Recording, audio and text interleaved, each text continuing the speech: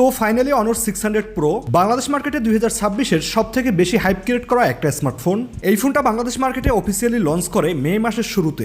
তখন থেকে এই পর্যন্ত বাংলাদেশ মার্কেটে অনেক ফোনই এসেছে, বাট আমার কাছে মনে হয় এই ফোনটা অনার 600 প্রো সবার থেকে ডিফারেন্ট, সেটা স্পেক্স, ডিজাইন, পারফরমেন্স, এমনকি প্রাইসের দিক থেকেও। এই ফোনটা যখন বাংলাদেশ মার্কেটে অফিসিয়ালি লঞ্চ করেছিল এর দামটা ছিল অনেক হাই, অ্যারাউন্ড 1 লাখ টাকার মতো, যেটা অনেকেরই সাধ্যের বাহিরে। বাট রাইট নাও বাংলাদেশ মার্কেটে অনার 600 প্রো ফোনটার আনঅফিসিয়াল ভেরিয়েন্টটা চলে এসেছে, যার দামটা অফিসিয়াল ভেরিয়েন্টের থেকে তুলনামাফিক অনেক কম। আই থিঙ্ক আপনারা যারা আনঅফিসিয়াল ফোন ইউজ করেন তাদের জন্য মিড রেঞ্জ বাজেটের মধ্যে এই ফোনটা বর্তমান সময়ে একটা বেস্ট ডিল হতে পারে। তো চলুন কথা বলা যাক অনার 600 প্রো স্মার্টফোনটাকে নিয়ে। তবে শুরু করার আগে আমাদের ভিডিওটা ভালো লাগলে please hit the like button, আর সাবস্ক্রাইব অবশ্যই করবেন, সাথে বেল আইকনটা প্রেস করে অল করে দিন, চ্যানেলের অনেক হেল্প হয়। First of all design build, এই ফোনটাকে যে কেউই আইফোন ভেবে ভুল করতে পারে, বাট এটা একদমই অ্যাপেল হওয়ার ট্রাই করে নাই, বরং আইফোন 17 প্রো ম্যাক্সের থেকেও অনেক প্রিমিয়াম একটা লুক নিয়ে এসেছে উইথ লাস্ট ইয়ারের স্ন্যাপড্রাগন 8 এলিট চিপ। ব্যাক সাইডে যে এই তিনটা সেন্সর দেখছেন তিনটাই অনেক কাজের, একটা 3x অপটিক্যাল জুম, ব্যাটারি থাকছে অনেক বড় 7000 mAh এর। তো সবকিছু মিলিয়ে বর্তমান সময়ে এই ফোনটাকে আপনি একটা কমপ্লিট পাওয়ার হাউস বলতে পারেন।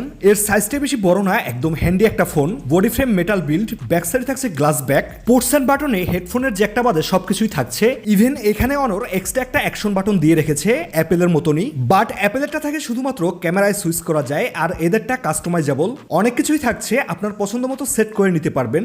এর বাইরে এই ফোনটা মোট 3টা কালার ভেরিয়েন্টে বাংলাদেশ মার্কেটে অ্যাভেলেবেল রয়েছে। এইটা অরেঞ্জ, দেখতে একদমই আইফোন 17 প্রো ম্যাক্স এর মতো, বাট ব্যাক সাইড থেকে একটু ঠিকভাবে দেখলেই বুঝতে পারবেন এর ক্যামেরা অ্যালাইনমেন্টে কিছুটা চেঞ্জ রয়েছে। অ্যাপেলেরটা রাউন্ডেড আর এটা পিল শেপ, বাকি গোল্ডেন হোয়াইট অর ব্ল্যাক। একদম ফ্ল্যাট ও প্রিমিয়াম একটা ডিজাইন। ইনহ্যান্ড ফিলটা অনেক কমফোর্ট। এর থিকনেস 7.8 মিলিমিটার, ওজনের দিক থেকে 200 গ্রামের মতো। আর প্রোটেকশনের জন্য এখানে থাকছে IP68, 69 and 69K water and dust rating, যেটা এই ফোনটাকে 1.5 মিটার পানির মধ্যেও 30 মিনিটের মতন সুরক্ষিত রাখবে without any damage. And finally যদি আমরা এই ফোনটার মোস্ট হাইলাইটেড পয়েন্ট এর ক্যামেরা সেকশনে আসি, এখানে থাকছে অনেক ইন্টারেস্টিং কিছু। এর প্রাইমারি 200 মেগাপিক্সেলের f1.8 অ্যাপারচার ওয়াইএস অ্যান্ড ইআইএস এর সাথে একটা ওয়াইড সেন্সর। এরপরে 50 মেগাপিক্সেলের টেলিফটো, যেটা থেকে আপনি 3x অপটিক্যাল জুম এবং 120x পর্যন্ত ডিজিটাল জুম করতে পারবেন। আর সবশেষ 12 মেগাপিক্সেলের আল্ট্রা ওয়াইড। সেলফিতে থাকছে 50 মেগাপিক্সেলের সেন্সর। ব্যাক সাইড থেকে পিকচার কোয়ালিটির কথা বললে এইগুলো ডিফল্ট মুডে প্রাইমারি সেন্সর থেকে নেওয়া। ফার্স্ট লুকে এটা আপনাকে ভালো বলতেই হবে, বিকজ এটা কালারস আর এক্সপোজারের সুন্দর একটা ব্যালেন্স। আই থিঙ্ক আপনিই বলেন মিড রেঞ্জ বাজেটের একটা স্মার্টফোনে আর কি ইমপ্রুভ করার দরকার আছে। আকাশের মেঘগুলো অনেক ভালো ক্যাপচার করে, ব্লু কালারটা দেখুন, এমনকি মেঘলা দিনেও। ইনফ্যাক্ট গ্রিন কালারটা অনেক ন্যাচারাল ক্যাপচার করে। ইউজুয়ালি এই বাজেটের ফোনগুলোয় শার্পনেস বাড়িয়ে দেয়, বাট আমার কাছে এটা ন্যাচারালি মনে হয়েছে। ইভেন ডাইনামিক রেঞ্জের কথা বললে মেজরিটি টাইম ইস্যু একদম নেই, অনেক ভালো ডিটেলস দেয়। শ্যাডোস ও কালার্সের ব্যালেন্স ভালোই মেনটেন করে। এমনকি মেন ক্যামেরার পিকচারও 1x, 2x, 3.5x up to 120x পর্যন্ত নিতে পারবেন, যেটা অনেক ইউজেবল। তো এই ফোনটাকে যদি আমরা আইফোন 17 প্রো ম্যাক্সের সাথে কম্পেয়ার করি, আপনি যদি এই পিকচার দুইটা দেখেন ইমিডিয়েটলি আপনার কাছে লাগবে আইফোন 17 প্রো ম্যাক্স কিছুটা ডার্ক অর ফ্ল্যাট, আর অনর 600 প্রো অনেক nice, bright and vibrant picture provide করে। এখানে কালারটা যদি একটু খেয়াল করেন, গাছগুলোর ডিটেলস অনর 600 প্রো অনেক ভালো প্রোভাইড করছে compare to iPhone 17 pro max. তবে আপনি বলতে পারেন আইফোন 17 প্রো ম্যাক্স অনেক ন্যাচারাল পিকচার দেয়, এটা আপনার ইচ্ছে। বাট আমার যদি এই পিকচারগুলো সোশ্যাল মিডিয়ায় পোস্ট করতে হয় বা কাউকে পাঠাতে হয়, আমি তো অনর 600 প্রোকেই বেছে নেব। আই থিঙ্ক আপনি এই পিকচারগুলোকে ভালো না বলতে পারেন, কিন্তু খারাপ বলতে পারবেন না। ওভারঅল এই দুইটা ফোনের কম্পারিজনে মিড রেঞ্জ বাজেটের মধ্যে অনর 600 প্রোকে আমার 2026-এর one of the best phone বলে মনে হয়েছে। বিশেষ করে এর 200 মেগাপিক্সেলের মেইন ক্যামেরার পিকচার প্রপার লাইট কন্ডিশনে এর থেকেও হাই বাজেট রেঞ্জের ফোনকে চ্যালেঞ্জ করতে পারবে।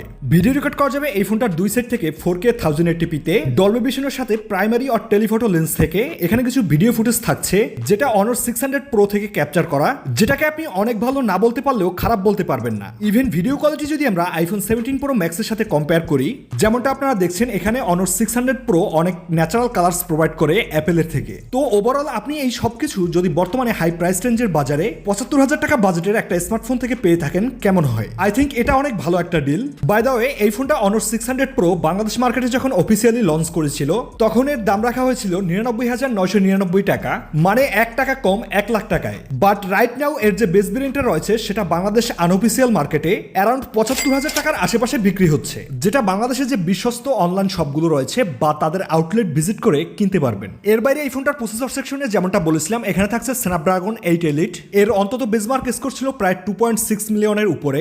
আপনি এই ফোনটা থেকে যে কোনো হাই গ্রাফিক্সের গেমস আল্ট্রা হাই সেটিংসে প্লে করতে পারবেন। এর ওয়াইস থাকছে Magic OS 10, out of the box থাকবে অ্যান্ড্রয়েড 16 উইথ 6 ইয়ার্সের ওয়াইস অ্যান্ড সিকিউরিটি আপডেটস।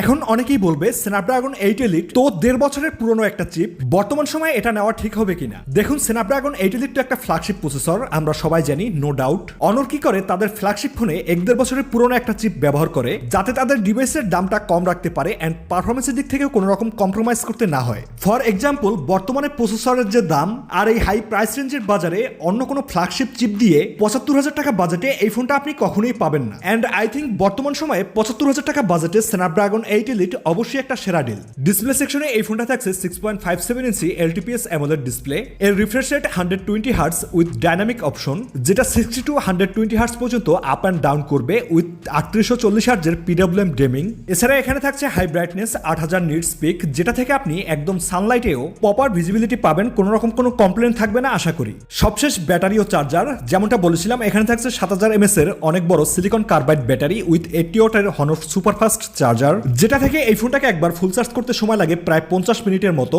এর বাইরে 50 ওয়াটের ওয়্যারলেস চার্জিং ও 27 ওয়াট রিভার্স চার্জিং সাপোর্ট থাকছে, মানে এই ফোনটাকে আপনি অ্যাজ এ পাওয়ার ব্যাংক হিসেবে ইউজ করতে পারবেন অন্য কোনো ডিভাইস চার্জ করার জন্য। তো দেখুন, বর্তমান বাজারে স্মার্টফোনের দাম যেভাবে বাড়ছে, সেই কম্পেয়ারে অনর কিন্তু ৭৫,০০০ টাকা বাজেটে এই ফোনটাকে একদম একটা কমপ্লিট প্যাকেজ তৈরি করেছে। মানে এই ফোনটাকে ফ্ল্যাগশিপ বানাতে তারা কোনো অপশনই ছাড়ে নাই, আপনি চাইলে এই ফোনটাকে নিতে পারেন। তবে উপরে যে বিষয়গুলো আমরা আলোচনা করলাম, এই ফোনটা কেনার আগে অবশ্যই মাথায় রাখবেন। এর বাইরে আপনাদের যদি কিছু জানার থাকে অবশ্যই কমেন্ট করে জানাবেন। I definitely help you all. আজকের মতো বিদায় নিচ্ছি, দেখা হবে পরবর্তী কোনো ভিডিওতে। সবাই ভালো থাকবেন, সুস্থ থাকবেন।